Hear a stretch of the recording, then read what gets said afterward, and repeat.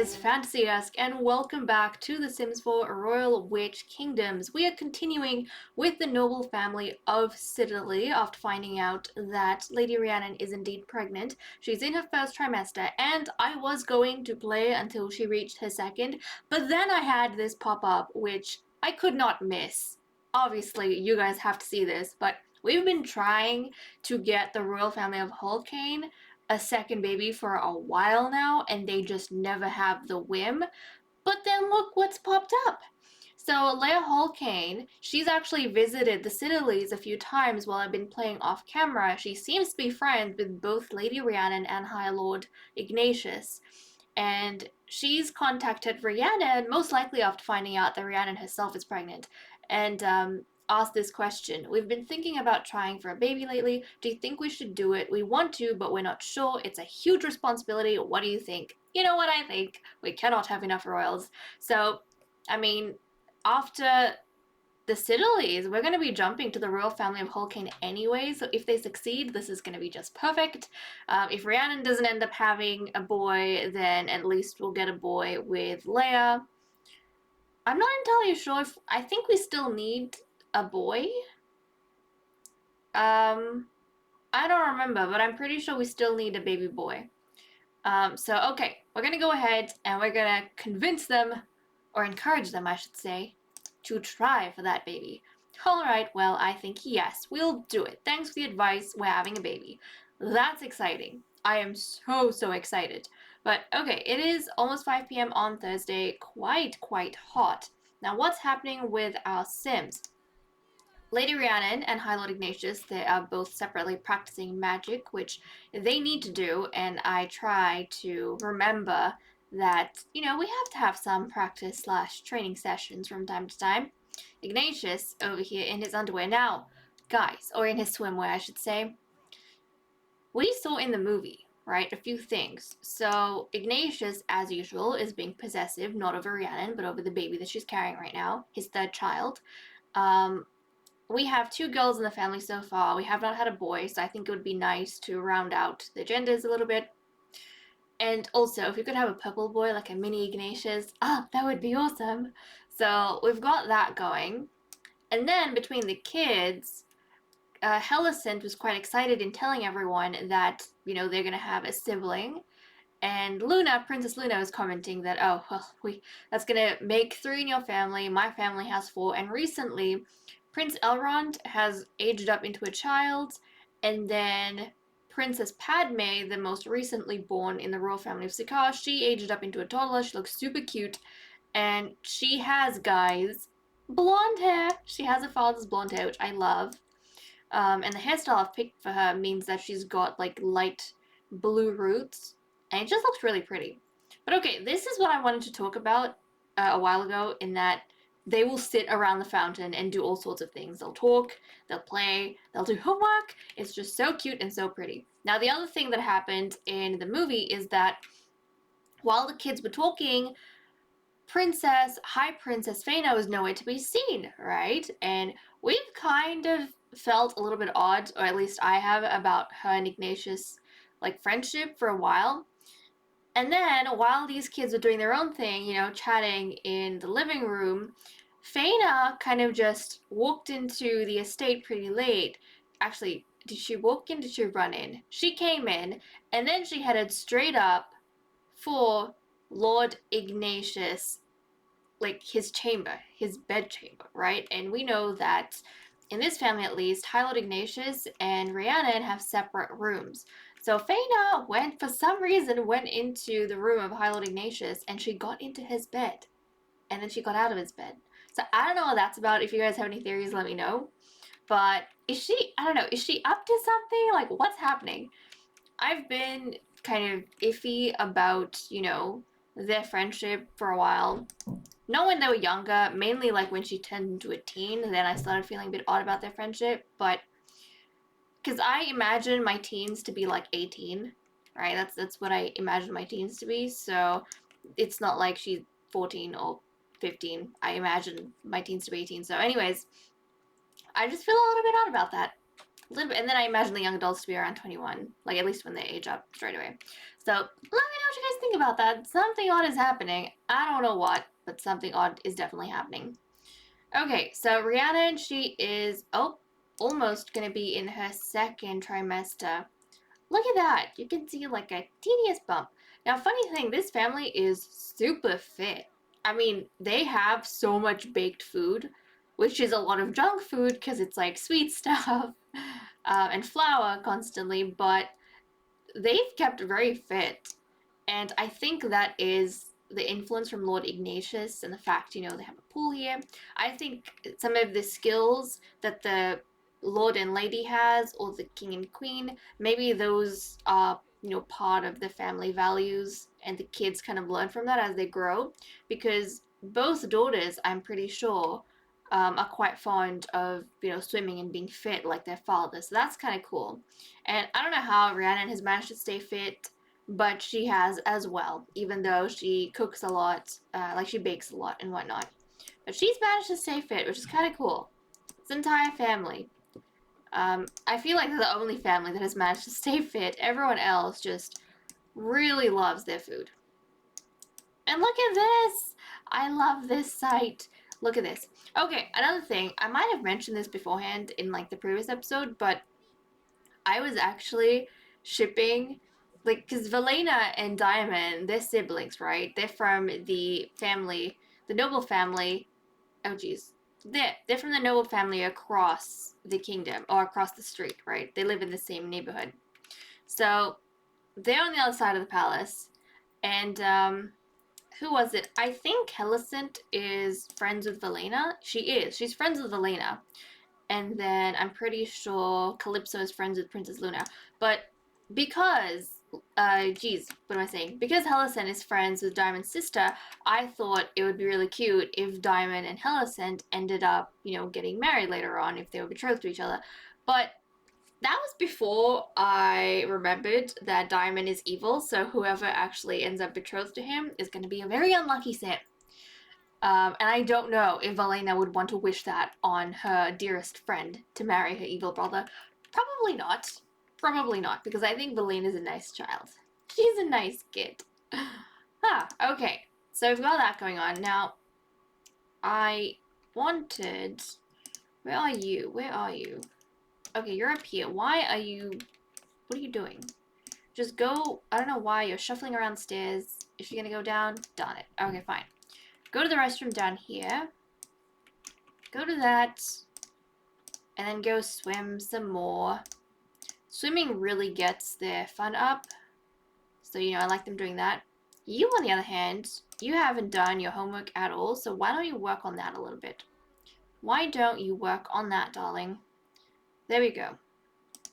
I do like making sure that we are on top of the homework, at least whenever possible. Now, Ignatius is giving a bit of attention to Rhiannon, and Rhiannon wants to woohoo with Ignatius, guys. So, she's obviously wanting some affection. So, I think she's going to invite him. She's going to invite him to her room. So, we're going to go upstairs, and, I mean, Rhiannon right now, she's carrying, like he said, precious cargo. So I think he is going to be very considerate of her.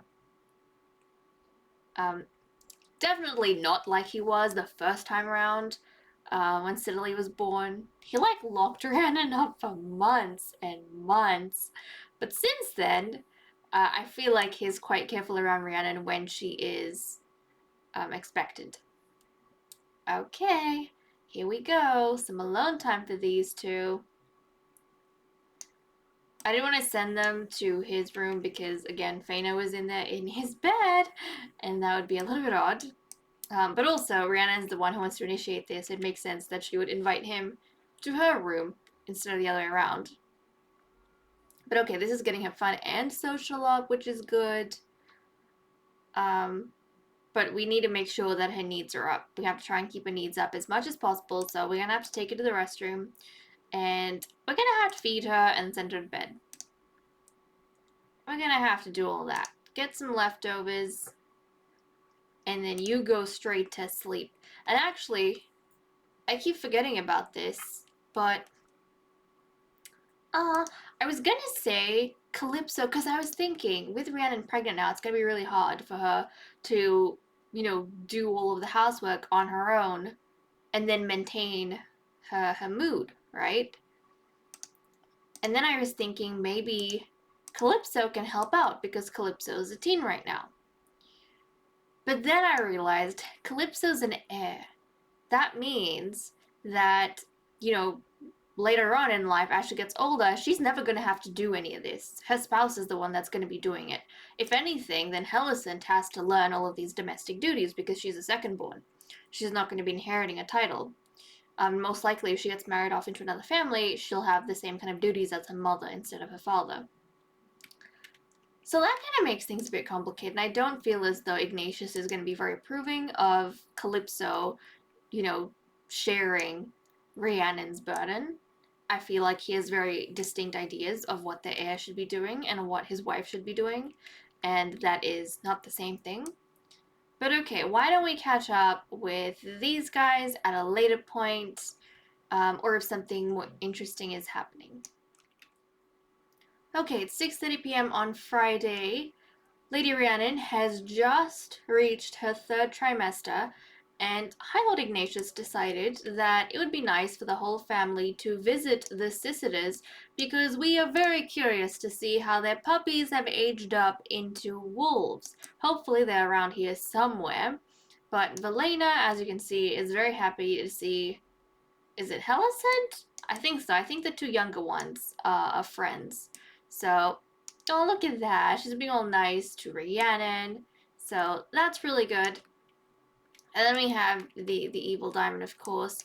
His father, the possessive Lord Adrian, and then High Lady Alicent Sisida, very capable.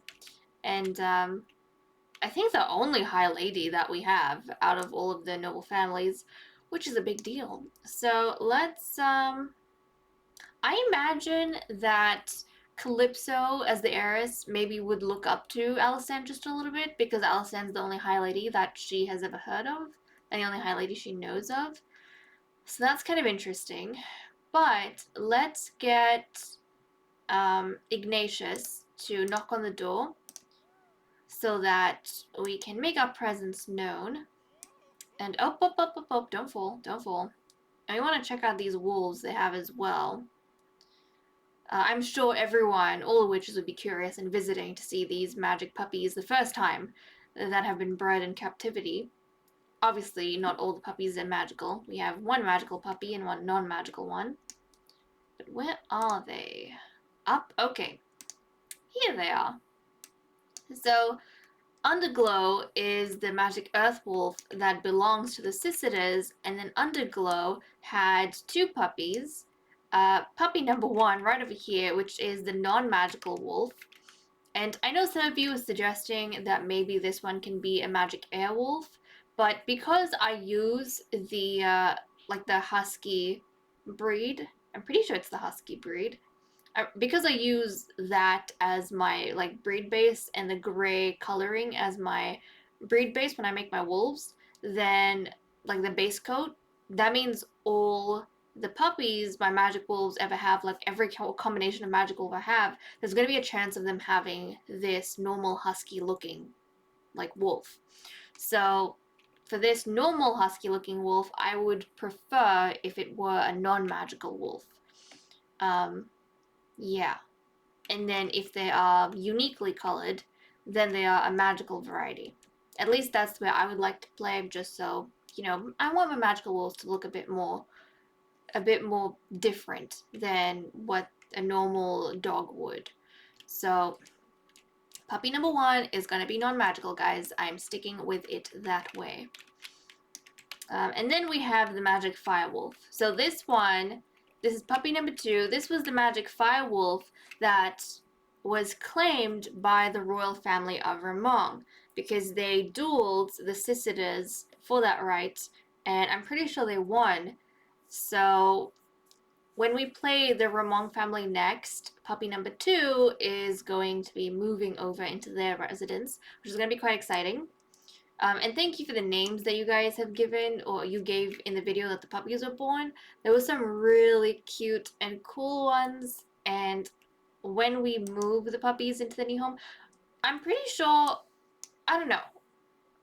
I think we might just keep puppy number 1 with the Sisiders. I think the Sisiders are going to keep puppy number 1, and we won't kind of, we won't give that puppy away. Just because it's a non-magical variety, I don't know if the witches would go out of their way to, you know, acquire a non-magical wolf. So there we go.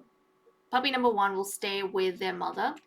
It's only number 2 that will be moving with their monks, and once they get moved to their mong, then we'll give puppy number 2 its name. And then once we come back to play with Sisida next, we'll give puppy number 1 their name. So if you guys have more suggestions, then feel free to keep giving them to me. I haven't made up my mind just yet. Okay, you guys are chatting with each other. Oh, I didn't realize High Lord Ignatius and Adrian were getting close to each other. That is quite nice. You know why? Because beforehand, when Ignatius was trying to befriend Alicent, Adrian was not having it. He kept getting jealous, and even now it looks like he's not entirely happy with Ignatius, but I swear I thought they got closer together. I don't even know. I mean, they're growing closer with the quality time, but their acquaintances? Okay. Well, that makes sense. Maybe Adrian is or maybe it's just in Ignatius's side. Maybe Ignatius has a good impression of Adrian, but unfortunately it's not a two-way street. It's a one-way highway, as it is with Adrian quite a bit. But okay, Calypso, you're over here. Where's Helicent? Now Helicent, I don't know, I feel like the kids would be very interested in. Look at them! They look adorable. Look at them! Oh my goodness. Oh my goodness. They're so cute. They're so cute. Can we do, let's do a, actually don't wake up Underglow. Let's do a friendly introduction with this one. And then Helicent is already interacting, or I think she's going to, with puppy number 1. Oh, that's awesome. Look at that. Come on. Let's go and check out this wolf. I feel like this estate would be the talk of town right now, because they've done something that no one else has managed to do thus far in the Three Kingdoms. They've actually managed to successfully breed magic wolves. Can we do a friendly introduction? Come on. Come on. And I also like kind of the idea, oh, this puppy's aggressive. Kind of like the idea of, you know, if the wolves get bred in captivity, then there is a chance that they'll lose their magic altogether. As it is with this puppy over here. It's lost its magic entirely. And also, I kind of want things to be that way because once the Ramongs get their magic firewolf, you guys will see what I mean. That, like when I say that the witches have to cast a spell to give armor to their domesticated pets because the domesticated pets have weaker magic than the wild ones. So even with puppy number 2, even though it's a magic firewolf like its father, it is a weaker magic firewolf than, like, it's weaker in magic than its father is, and it's more susceptible to magic attacks. So the witches have to put like a magic spell on it. So puppy number 2 will still have its, you know, firewolf coat, but it'll end up looking a little bit different from its father. Like, it'll probably have some designs or symbols on it that, you know, is going to be the result of the spell. But, okay, well, these guys, they're over here chatting with each other. You know, it's funny, they're supposed to be visiting the Sisiders, and yet they're having, like, family time on the Sisida dining table. Like, guys, shouldn't you interact with the others? Maybe. Helicent, where's Valena? You guys, like, close. Where is she? Don't you want to spend some time with Valena? Maybe chat with her? Unless they're, like, exhausted and they've gone to bed. No, they're up here. Look, the Sisida is having family time. let's ask to play chess. The Sisidas are having family time upstairs in Lady Alicent's quarters, and then the Siddeleys are having family time in the dining room. Ugh. Come on, guys. We want some interaction between you two. Please. It is getting very late, though, so we might not end up getting much done here. I might just have to go home. I might just send them home. Okay. Well, at least we got to visit the wolves. That makes me happy. We got to see them grow up. So hopefully they'll stave off our curiosity until we play with the Ramongs. But I guess we'll leave off and pick up some other time. Oh no. It's 8:30 p.m. on Saturday. Lady Rhiannon has just passed out in the hallway. She is actually due. And her needs were in a precarious place. Her bladder, hunger, energy were really low as soon as she went into labor. So I was trying to feed her and take her to the restroom so she didn't just pee herself. Otherwise, we would have, had a chance of a sickly baby like Miss Calypso, which I did not want to risk. But thankfully, I managed to get at least 2 of those needs up, so now only she's dead tired, but, the baby's safe and sound. So we only have a chance of the baby turning out sickly if 3 of our needs are low, which at time of birth it isn't. But okay, looks like Faina's over here. The family has gathered in Hellicent's room, which is also kind of like our makeshift nursery. And the other folks, they're in the kitchen. The girls have company, okay? They had friends over and whatnot, but Rhiannon is ready to have this baby. And let us see. If this is a boy, then I'm pretty sure it would have been the last baby that we tried for. But then, of course, the High Queen Leia is maybe pregnant right now. I haven't had one of those pop-ups fail ever. They've always been successful. So, yeah. If this is a boy, then it means that we probably, actually, for sure, won't try for any more kids until, unless there's a pop-up that happens. But we're gonna try and cut it off and not try for any more kids after that point, because we'll have enough boys and girls among the firstborns and the second, third, fourthborns to pair up our Sims, so I won't need extras. But okay, here we go. Let's have this baby. Need my names list. Okay.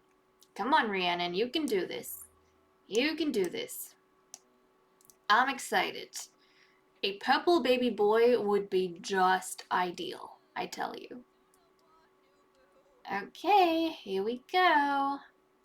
Here we go, Rhiannon. You have barely any energy left, but yes, it's a boy. Okay, it's a boy. The last boy that we needed. And this is going to be named, actually not Lord, it's not a Lord yet, this is a Master. This is going to be Master Kenzo Siddeley. Master Kenzo Siddeley. And this name was suggested to me by Camelux, so thank you so much for that awesome name suggestion. Master Kenzo Siddeley. So there we... Guys, I think it's a purple baby. I think it's a purple baby boy. Look at that. Look at that. This is going to be a mini Ignatius, I tell you. If mini Ignatius has blonde hair, then I'll be happy with that. But still, we got a mini Ignatius. Oh, that's so cute. We got a mini Ignatius called Master Kenzo. Okay, let's feed, I suppose. Let's feed this baby and bounce it, give it a bit of a cuddle.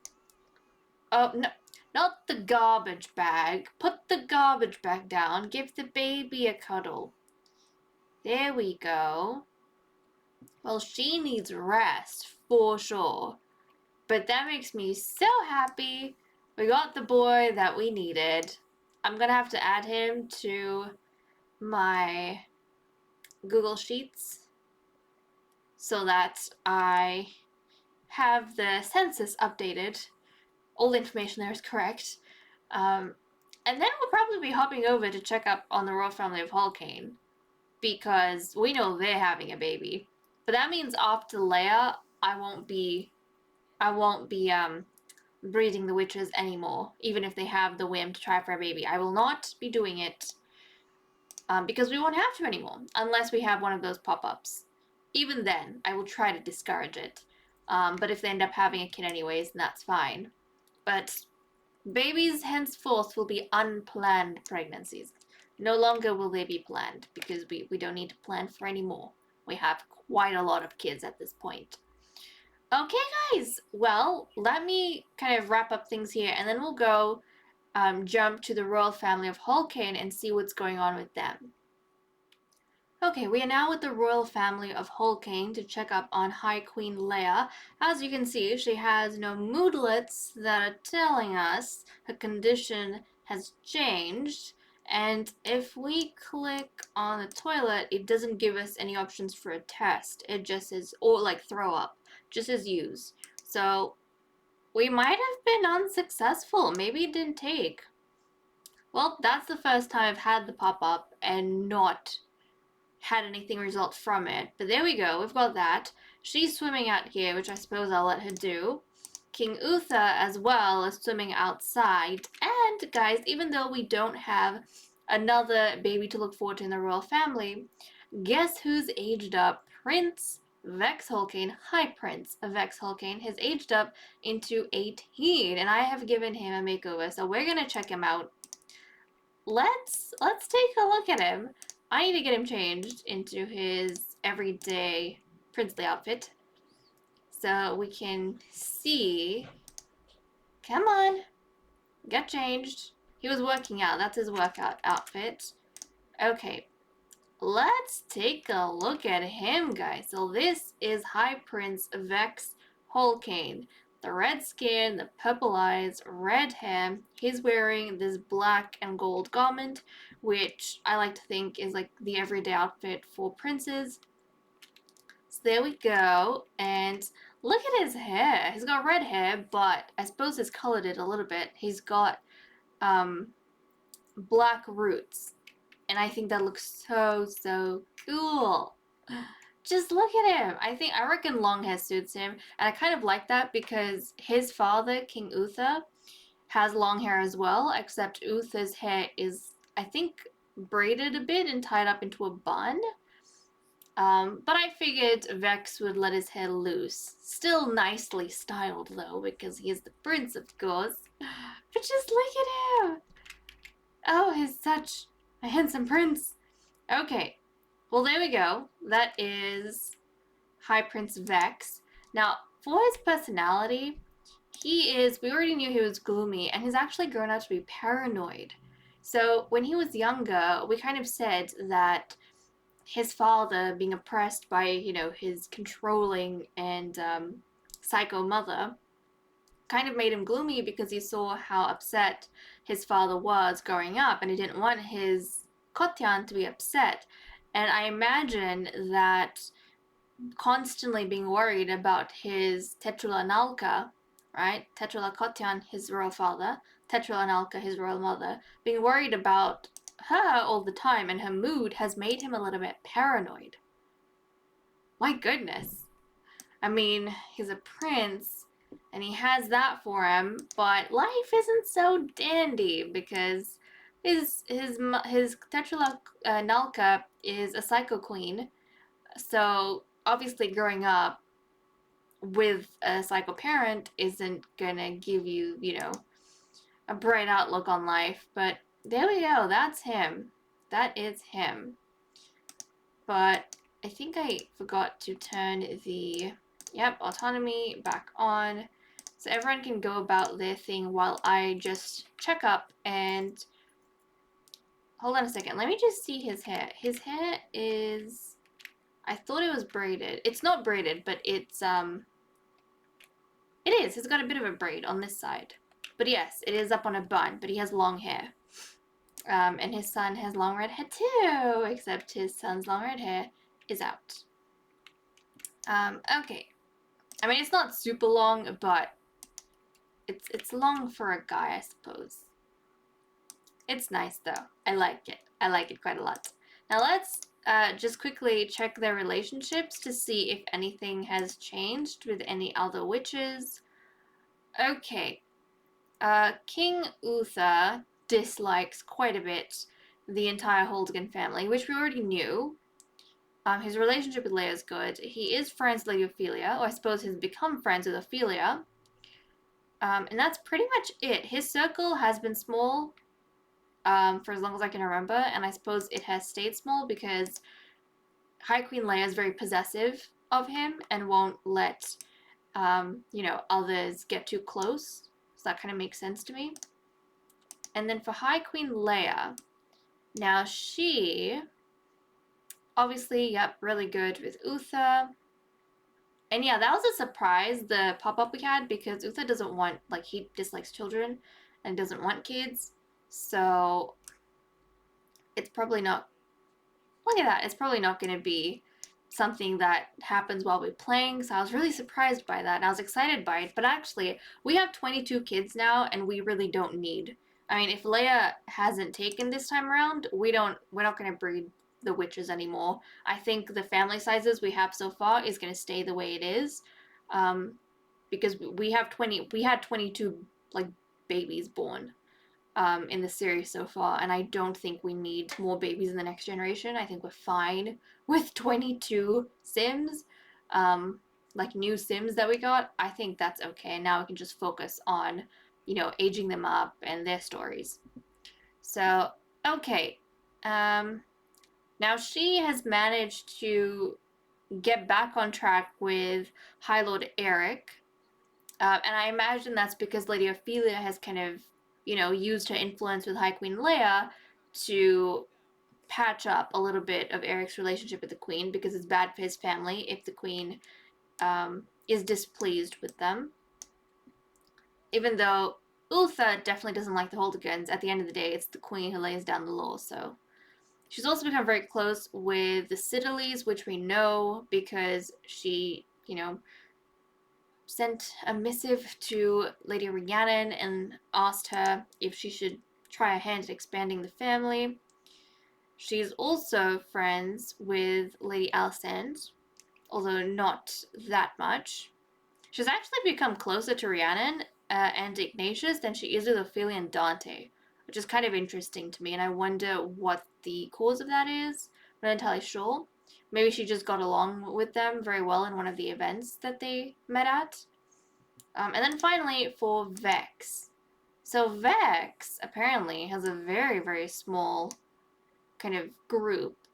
Really, apart from his Tetrula, Nalka, and Kotyan, he doesn't have any other friends, which is strange because growing up, our hope was that Vex would become really close with Dorian. I mean, his mother and Dorian's mother, they were really good friends. They were the best of friends almost, so that's what they wanted. Look at this, is so cool to see father and son. But yeah, that's what they wanted. They wanted their sons to be really close to each other. But then I suppose Dorian and Vex, I mean, they were making an effort when they were younger, but I suppose they might not be the type of Sims that gel with each other too well. Like, they were being forced into a friendship, and they tried. They both tried, I feel, but just didn't work out. And then at one point, I think Vex was looking down on Eldrick, and then Dorian was trying to befriend everyone, and then he got upset at Vex. So, unfortunately, they don't really have much of a relationship going on at this point. Maybe they'll change at some future time. I'm not entirely sure. But also, we want to try and add... okay, so for this, yeah, we want to try and add the other kids as well. So I'm probably going to do that off camera because we have Eldrick's sisters. They're not here at the moment, but we have Eldrick's sisters that I have to add. And then I wonder if Doran's brother has aged up. I don't think he has. But yeah, we're going to slowly start adding more Sims to this group here. Well, guys, I think this is a good place to kind of wrap up. At this point, we're kind of just looking at relationships and stories, and we're not going to have any more babies unless we have a pop-up and a Sim doesn't listen to me and decides to go ahead and have a baby anyways. But okay, thank you so much for watching. I hope you all enjoyed, and I will see you all in the next episode. Bye-bye.